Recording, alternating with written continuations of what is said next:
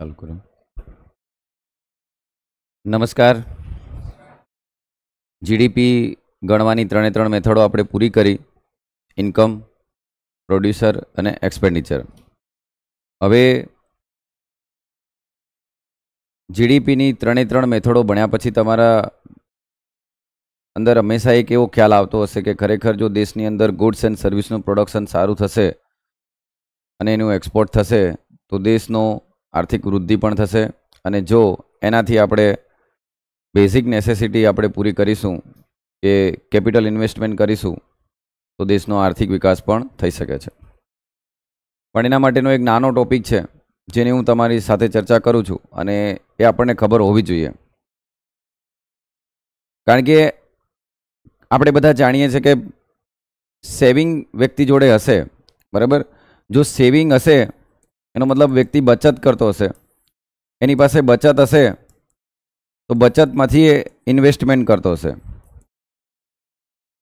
બરાબર.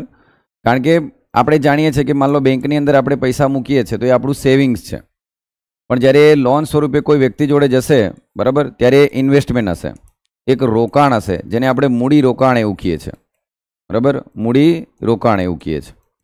જ્યારે આ મૂડી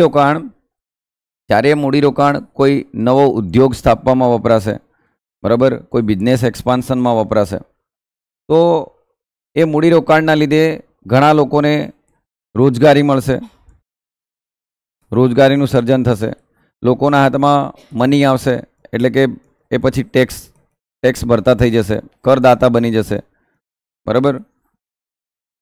ટૂંકમાં ઇન્વેસ્ટમેન્ટ આપણે જે કરીએ છીએ એ ઇન્વેસ્ટમેન્ટ પછી જ આપણે ગ્રોથ પર જઈ શકીએ છીએ.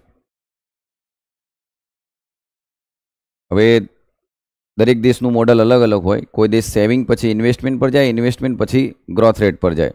ઘણા એવું વિચારે કે પહેલાં ઇન્વેસ્ટમેન્ટ કરી દઈએ, બરાબર, પબ્લિક એક્સપેન્ડિચર કરી દઈએ, પહેલાં જાહેર દેવું કરી દઈએ, દેવું કર્યા બાદ આપણે એને ઇન્વેસ્ટમેન્ટમાં નાખીએ, કેપિટલ એક્સપેન્ડિચર કરીએ અને લાંબા ગાળે આપણને બેનિફિટ થશે. દરેકના મોડલ અલગ અલગ હોય, દરેક દેશ પોતાની રીતે વિચારતો હોય, અને દરેક ઇકોનોમિક્સની રાય અલગ અલગ છે. પણ સવાલ એ થાય છે કે જે ઇન્વેસ્ટમેન્ટ કરીએ છીએ એ ઇન્વેસ્ટમેન્ટની અંદર આપણે માન લો દેખીએ તો અહીંયા એક બહુ સરસ ઉદાહરણ છે, યુએસએ અને ઇન્ડિયા.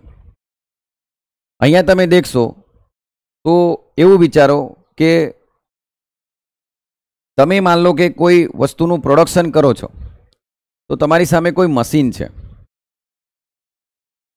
તમે જ્યારે કોઈ ઉત્પાદિત એકમ કોઈ વસ્તુનું ઉત્પાદન કરે છે, એ ગુડ્સ હોય કે સર્વિસ હોય, એ જ્યારે એનું ઉત્પાદન કરતો હોય ત્યારે એની અંદર કેટલું નાવીન્યકરણ છે, કેટલું ઇનોવેશન છે, કેટલું રિસર્ચ છે, કેટલું ડેવલપમેન્ટ છે. માન લો કે એવું વિચારો, બરાબર, કે હું કોઈ બોટલ પ્લાન્ટ નાખું છું, એના $3 લાખ ડોલર છે, અને અહીંયા ઇન્ડિયામાં પણ એના $3 લાખ છે. હવે માન લો કે how many bottles it can produce, તો અહીંયા 2 લાખ અને અહીંયા 1 લાખ. ફરી એકવાર કહું છું, બંને પૈસા તો કેટલા નાખ્યા છે? 3 લાખ. બંને સેમ અમાઉન્ટ નાખી છે. બંને જે મશીનરી છે એ મશીનરીની અંદર એનો મતલબ કે પ્રોડક્શનના જે ફેક્ટરો છે, જે કારકો છે, એ કારકોમાં સેમ પૈસાનું ઇન્વેસ્ટમેન્ટ કર્યું છે. પણ તમે દેખશો કે યુએસએ $3 લાખ નાખવાથી અને ઇન્ડિયા $3 લાખ નાખવાથી એમની જે મશીનરી છે, એમનું જે યાંત્રિકીકરણ છે, એમનું જે મોડર્નાઇઝેશન છે, એ 2 લાખ જેટલું આઉટપુટ આપે છે. કેટલું આઉટપુટ આપે છે? 2 લાખ. અને આપણે કેટલું આપીએ છીએ? 1 લાખ જેટલું. એનું મતલબ આપણું પ્રોડ્યુશન કેટલું થાય છે? 1 લાખ. હું અહીંયા કંઈ ભારતની નીચી કક્ષાનો દેખાડવાનો પ્રયત્ન નથી કરતો, પણ જે પોઈન્ટ સમજાવવાનો પ્રયત્ન કરું છું એ સમજો. એનો મતલબ બંને ઇન્વેસ્ટમેન્ટ તો 3 લાખનું જ કરે છે કે નહીં, પણ એકનું પ્રોડ્યુશન કેટલું છે? 2, અને એકનું પ્રોડ્યુશન કેટલું છે? 1. ટૂંકમાં એવું સમજો કે માન લો કે ₹3 નાખવાથી 2 બોટલ બને છે, અને અહીંયા ₹3 નાખવાથી 1 બોટલ બને છે. શું બોલ્યો હું? માન લો મેં ₹3 નાખ્યા તો અહીંયા કેટલી બોટલ બની? 2. અહીંયા ₹3 નાખવાથી કેટલી બોટલ બની? 1. હવે સાંભળજો, પૈસો તો બંને જગ્યાએ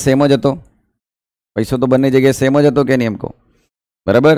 આમ 3 રૂપિયાનું ઇન્વેસ્ટમેન્ટ, 2નું નિર્માણ, 2ના નિર્માણ માટે 3 રૂપિયા, 1ના નિર્માણ માટે 3 રૂપિયા. બોલાય બોલાય. 2ના નિર્માણ માટે 3 રૂપિયા, 1ના નિર્માણ માટે 3 રૂપિયા.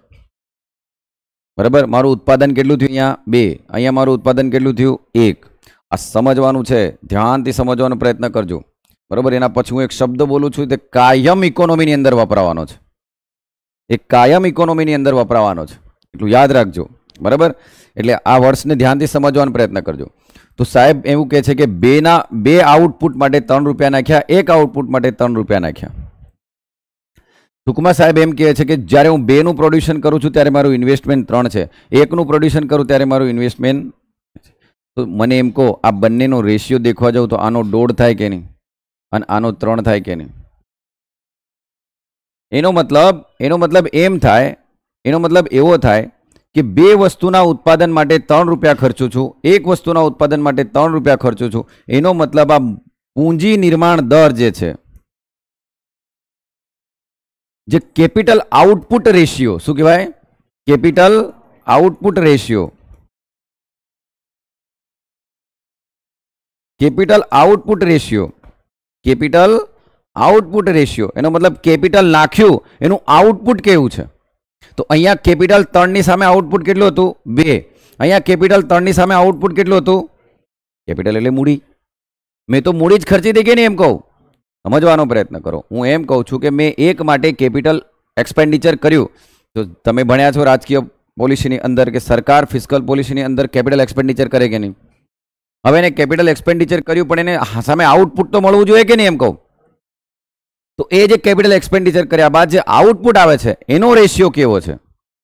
તો તમે આ ઉદાહરણ પરથી એટલું શીખી શકો છો કે જો દેશ 2 ઉત્પાદન માટે 3 જેટલું કેપિટલ એક્સપેન્ડિચર કરતો હોય અને જે દેશ 1 ઉત્પાદન માટે 3 જેટલું કેપિટલ એક્સપેન્ડિચર કરતો હોય, મૂડી તો બંને સેમ ખર્ચી છે કે નહીં એમ કહો? પણ એકનો આઉટપુટ રેશિયો સારો છે અને એકનો આઉટપુટ રેશિયો ખરાબ છે. તો એના પરથી તમને શું ખ્યાલ આવે બેટા? આ 1.2 તો આ 3. તો તમે મને કહો, શું એમ કહેશો કે આનો કેપિટલ આઉટપુટ રેશિયો બહુ મસ્ત છે? એવું કહેશો કે આનો કેપિટલ આઉટપુટ રેશિયો સારો છે? ના. કેમ? કારણ કે એને 3 લાખ નાખ્યા બાદ એને કેટલું નિર્માણ કર્યું? ખાલી 1 જ. જ્યારે એને 3 લાખ નાખ્યા બાદ કેટલું નિર્માણ કર્યું? 2. એટલે એવું કહેવાય છે કે જો હાયર હોય તો કેવું હોય બેટા? બેડ. જો વધારે હોય તો કેવું કહેવાય ને? ખરાબ કહેવાય. બરાબર. આમ એટલે તમે જો છેદમાં કોને રાખો છો બેટા? છેદમાં કોને રાખો છો એ યાદ રાખજો. જેનું નિર્માણ કરો એને, જેનું નિર્માણ કરો છો ને એને ક્યાં રાખો છો? છેદમાં. બરાબર. આમ એટલે તમે એ વસ્તુ વિચારજો કે જો હું 2 રૂપિયા નાખતો હોય 2 જ બોટલ બનાવતો હોય બેટા, તો મારો રેશિયો કેટલો આવે? 1. સમજણ પડી? રેશિયો કેટલો આવશે? 1.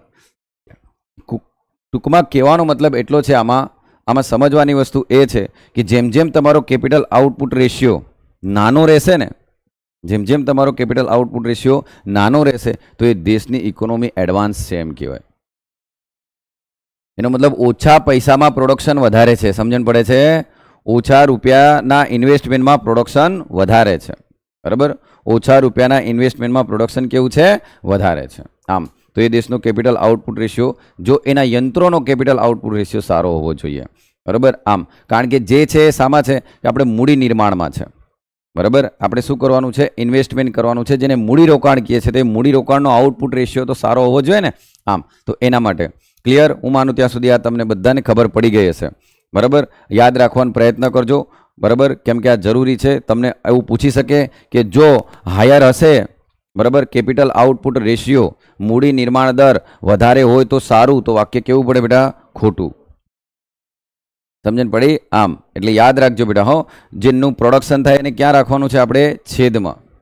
બરાબર. આમ ફકરો આપીને પણ તમને કંઈ પણ પૂછી શકે છે. પછી આમાં ઘસારો થાય તો નવી એક બોટલ બનાવવા માટે કેટલું? એને ઇન્ક્રીમેન્ટલ કેપિટલ આઉટપુટ રેશિયો કહેવાય, જેની આપણે ભણવાની કોઈ જરૂર નથી. આ ખબર હોવી જોઈએ. બરાબર. કેપિટલ આઉટપુટ રેશિયો એટલું જ છે. બરાબર. મૂકી દે બેટા.